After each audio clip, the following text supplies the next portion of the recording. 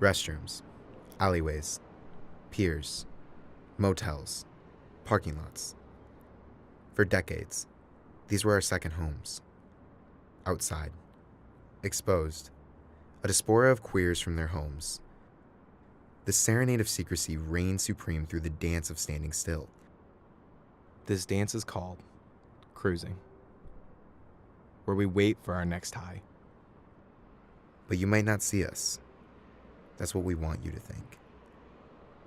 Because only outside can our inner passion reside.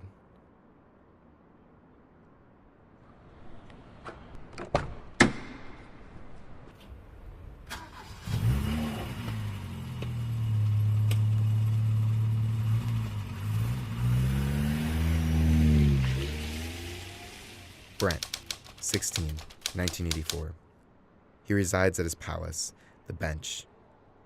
He waits for someone, anyone to come. He has to have it. Even if it means catching the big one, he has to have it. Even if it means becoming another statistic, he has to have it. No longer can he resist the stigma placed by his parents. His religion, his society. He has to have it.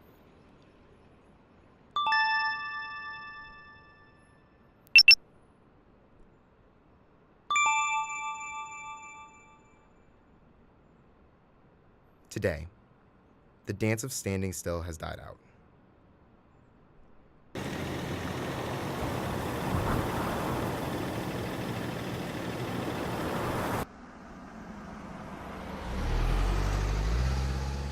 However, this is not a mournful death.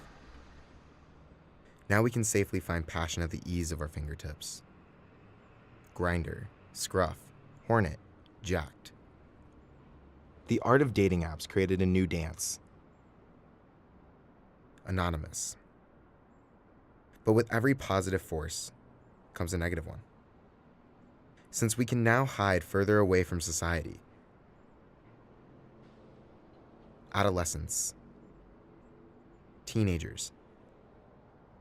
The underage. Are now open to predators much older than them.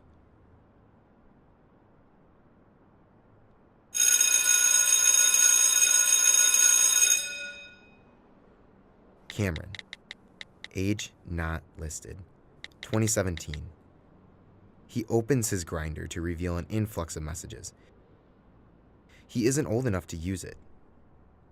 But he's mature enough, right? He feels alone in society that now at least tolerates him. But is that enough? He scrolls through the many messages he receives. All reveal men of varying ages and backgrounds. Travis, 29. Davis, 31. Unnamed, 43. They all want him. But this dance can only end in tragedy. Even with the risk, he has to have it.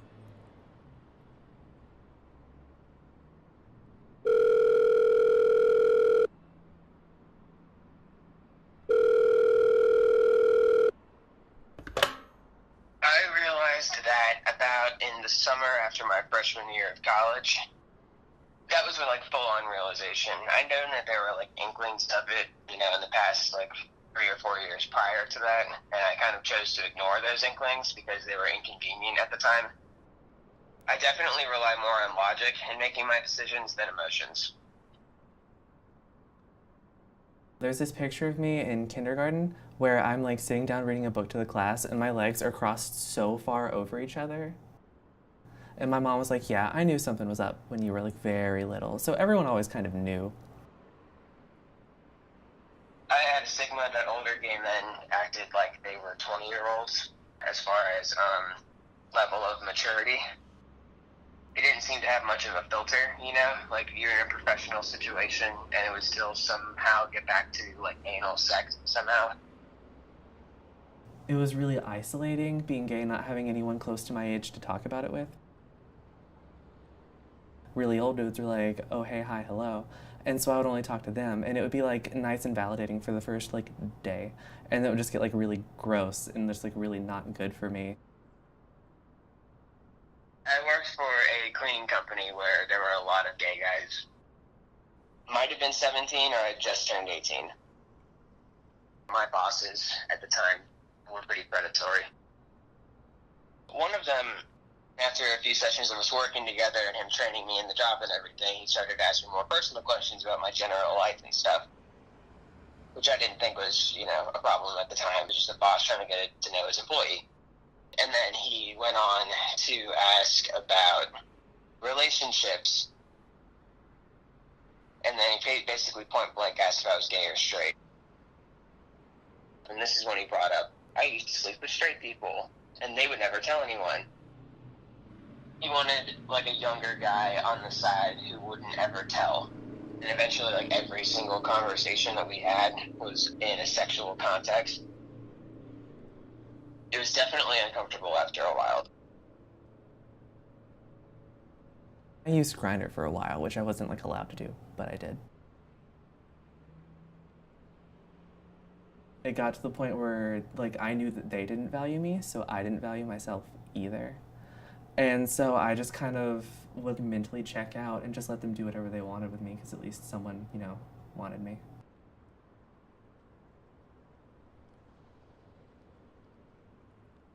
Also, it led to me getting raped once.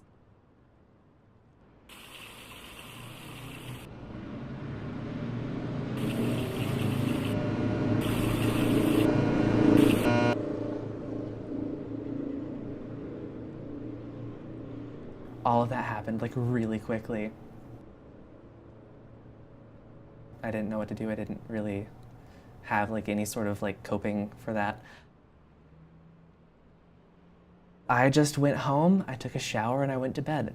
And I didn't tell anyone about it for a very long time.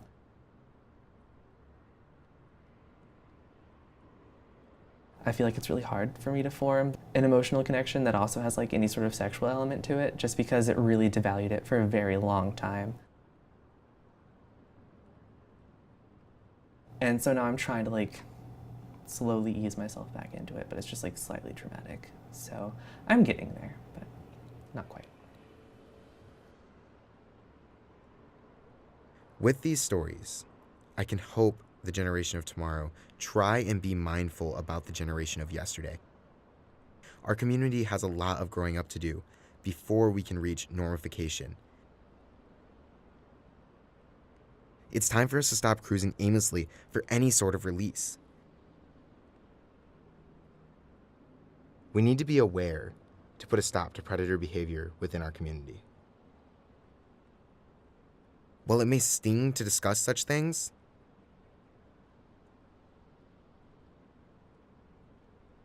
silence breeds pain.